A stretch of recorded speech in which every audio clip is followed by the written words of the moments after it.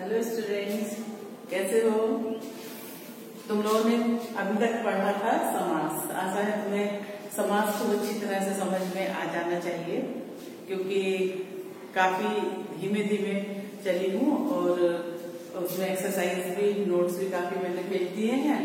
उनको दोहराते रहो बच्चों, करते रहो, ठीक है? क्योंकि कोई भी चीज तुम्हें तब तक नहीं बैठेगी जब तक तुम खुद उसको अच्छी तरह से अभ्यास नहीं करोगे और उसको तैयार नहीं करोगे, ठीक है? तो सबसे जो मेन सफलता का जो कारण है वो यही है कि जो बच्चे खुद से अभ्यास करते हैं, पढ़ते हैं, वही आगे निकलते हैं। और आज अब आप पढ़ेंगे अलंकार। बच्चों, आप अभी तक अलंकार तुम्हारे पाठ्यक्रम में नहीं था। कक्षा 10 के पाठ्यक्रम में अभी तक अलंकार नहीं था। अलंकार जो है वो इस बार नवीन पाठ्यक्रम में जोड़ा गया है और अलंकार आना बहुत अच्छी बात है, क्योंकि जब तुम पद्य साहित्य पढ़ते हो तो जगह जगह पे तुम्हें बताया जाता है यहाँ पर ये अलंकार है, यहाँ पर ये काव्य श्लोक शास्त्र की विशेषता है, तो वो चीजें पता होनी चाहिए, है? तो जरा मन लगा के इसको पढ़ो। सबसे पहला जो क्वेश्चन बन जाता है कि अलंकार किसे कहते हैं? किसे कहते हैं? अलंकार माने क्या होता है? अलंकार माने होता है आभूषण, है? अलंक्रियते इति अलंकारा, अलंक्रियते इति अलंकारा, जिससे शोभा बढ़ती है? वो अलंकार होता है। अब जैसे स्त्री की शोभा आभूषण से होती है। स्त्री जब आभूषण पहनती है तो उसकी शोभा आभूषण से होती है। अलंक्रियते इति अलंकारा। और काव्य की शोभा अलंकार से होती है। काहे से होती है? शब्दालंकार, अर्थालंकार। जब काव्य में शब्द और अर्थ का चमत्कार होता है तब काव्य की शोभा होती है। इसीलिए कहा गया है काव्य शोभाकरान धर्मान अलंकारान प्रचक्षते। हालांकि तुम्हारे में अलंकार की परिभाषा वगैरह सामान्यतः नहीं पूछी जाएगी, किंतु अलंकार को जानने के लिए तुम्हें ये सब समझना आवश्यक है।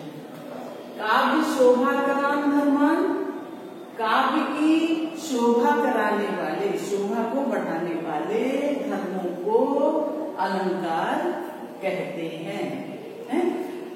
जब काव्य में अलंकार प्रयोग होते हैं तो काव्य की शोभा बढ़ जाती है।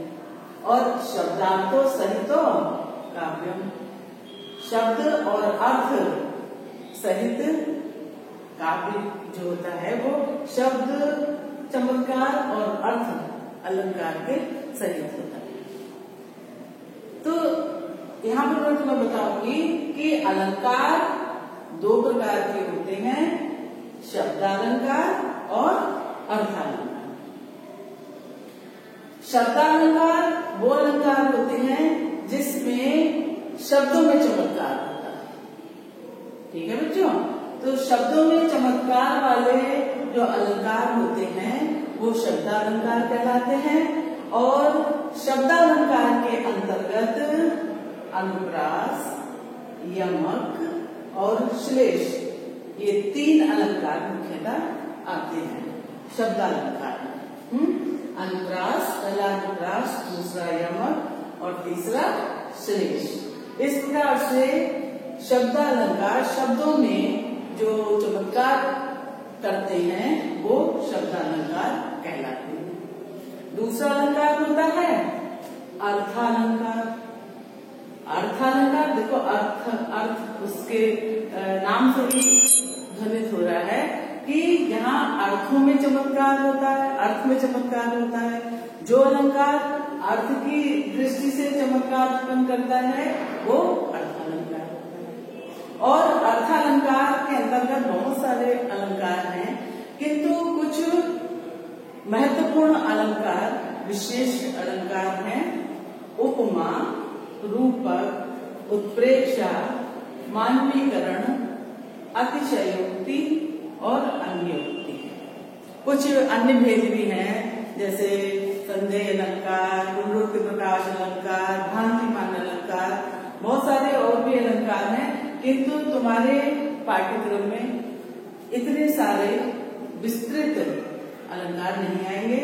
तो मुख्य रूप से शब्दालंकारों में अनुप्रास, यमक, श्लेष और अर्थालंकार में उपमा, रूपक, उत्प्रेक्षा, मानवीकरण, अतिशयोक्ति और अन्योक्ति अलंकारों को जानना। ठीक है, तो सबसे पहले हम लेते हैं शब्दालंकार। शब्दालंकार, जैसा कि मैंने तुम्हें बताया कि शब्दों में चमत्कार जहां पर होता है वो शब्दालंकार कहलाता है। पहला अलंकार अनुप्रास अलंकार। अनुप्रास अलंकार बच्चों, अनु का क्या अर्थ होता है? अनु का अर्थ होता है अनुसरण करना, पीछे पीछे चलना। तो जहां पर एक अनुप्रास अलंकार में एक बात ध्यान देने की है कि ये वर्णों में होता है, शब्दों में ना होकर वर्णों में होता है। तो जहां पर एक ही वर्ण बार बार आए, अनुसरण करे, बार बार आए, वहां पर अनुप्रास अलंकार होता है। बच्चों, अनुप्रास अलंकार के उदाहरण तुमने अपनी कविताओं में बहुत सारे ढूंढ लिए हैं, नहीं? कि पर्वत प्रदेश में पावस में देखो, पल पल परिवर्तित प्रकृति वेश है, पल पल पल पल परिवर्तित, पल पल परिवर्तित प्रकृति है। तो ये देखो, हालांकि इसमें पुनरुक्ति प्रकाश अलंकार भी है, किंतु तुम यहाँ पर अनुप्रास अलंकार जो भी देख रहे हो, तो यहाँ पर प वर्ण क्या देखो, प तो यहाँ पर अनुप्रास अलंकार प प प पल पल परिवर्तित प्रकृति वेश है ना। तो यहाँ पर कौन सा अलंकार है? अनुप्रास अलंकार है, क्योंकि वर्णों का वर्ण जो है, प वर्ण जो है बार बार आया है ना। इसके अलावा और भी चारों चंद्र की चंचल किरणें खेल रही थी जलथल में, चारों चंद्र की चंचल चल चल चल की आवृत्ति हुई है। और भी है, जैसे दारिद दारिद दारिद दसानन, दारिद दसानन, दारिद दसानन दवाई धुनी, दवाई धुनी, दारिद दसानन दवाई धुनी दीनबंधु, दीनबंधु। मेरे ख्याल में इससे अच्छा उदाहरण कोई नहीं हो सकता। The the the the the है कि दारिद्र रूपी दसानन ने दुनिया को बहुत अधिक दबा रखा है। ये तीनों के बंधु दारिद्र रूपी दसानन ने बहुत अधिक दुनिया को दबा रखा है। दारिद्र द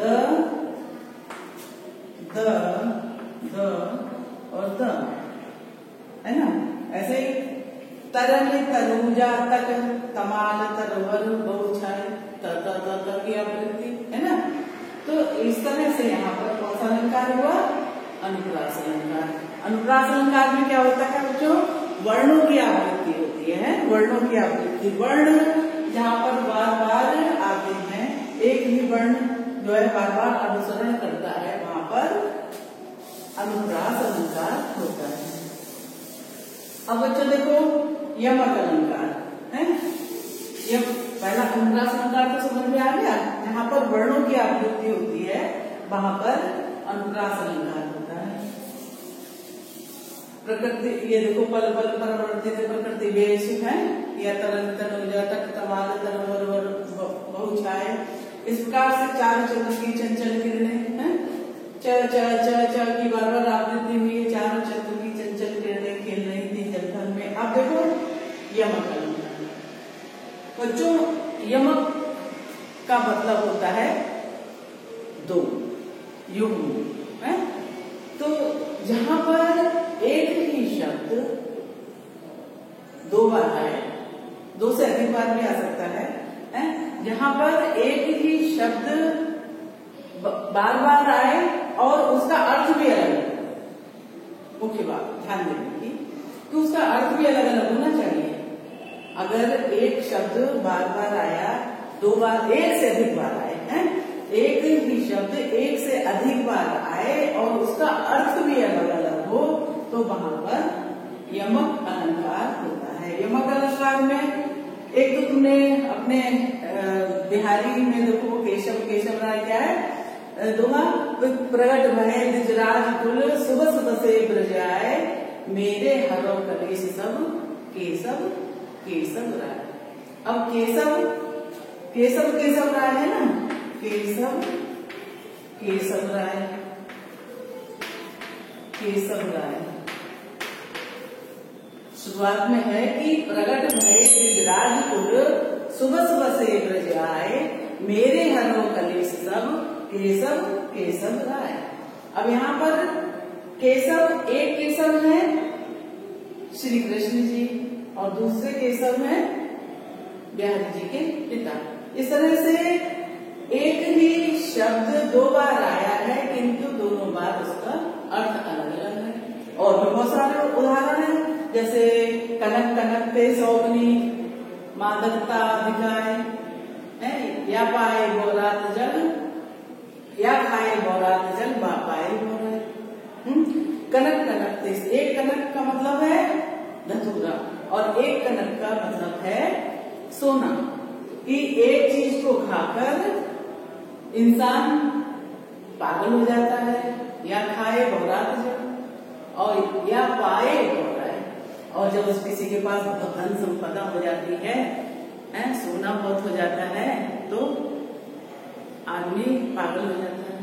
अब एक कनक का मतलब, कनक कनक, 2 बार कनक कनक आया, कनक कनक, है ना। एक कनक का मतलब धतूरा, दूसरे कनक का मतलब सोना। इस प्रकार से यमक अलंकार जो है, जो कि अपने नाम से ही प्रकट होता है कि 2 मतलब अर्थ उसमें अलग अलग है, वो शब्द की आवृत्ति होती है और उसके अर्थ भी अलग अलग होते हैं, तो वहां पर यमक अलंकार होता है। जैसे माला फेरत जुग भया गया न मन का फेर, कर का मन का डाल दे, मन का फेर, है ना। देखो, एक मन का मतलब मोतियों की माला, और एक मन का मतलब मन का मतलब हृदय का, मन का फेर है। माला फेरत जुग भया गया ना मन का फेर, एक मन का फेर नहीं गया। और इसलिए कर का, मन का, हाथ का, मन का, हाथ का जो मोती है, माला है, उसको छोड़ दे, और मन का फेर। तो इस प्रकार से मन का कई बार दोहराया गया, किंतु सबके उसके अर्थ भी अलग अलग हो गए, इसलिए यहाँ पर यमक अलंकार है। तो जहाँ पर शब्द एक शब्द 1 से अधिक बार आए और उसके अर्थ भी अलग हो, ध्यान देने की बात है कि उसके अर्थ भी अलग होने चाहिए, तभी यमक अलंकार होता है। जैसे इकड़ी डरी हो, घन देख के डरी हो, खाए विष की डरी हो, घन श्याम मर गई हो। इकड़ी डरी हो मतलब पड़ी हुई हो, इकली डरी हो, घन देख के डरी हो, डरी हो शब्द आ रहा है, खाए विष की डरी हो, घन श्याम मर गई हो। इकड़ी डरी हो, ये पहले डरी हो का मतलब है डरी हो मतलब पड़ी हुई हूँ, पड़ी हुई हूँ। और इकली डरी हो, मन देख के डरी हो, घन देख के डरी हो, इकली डरी हो, घन देख के डरी हो। दूसरे डरियों का मतलब डर जाऊंगी है। इस प्रकार घन देख के डरी हो, इकली डरी हो, घन देख के डरी हो, खाए विष की डरी हो। एक डरी हो का मतलब हुआ डेली,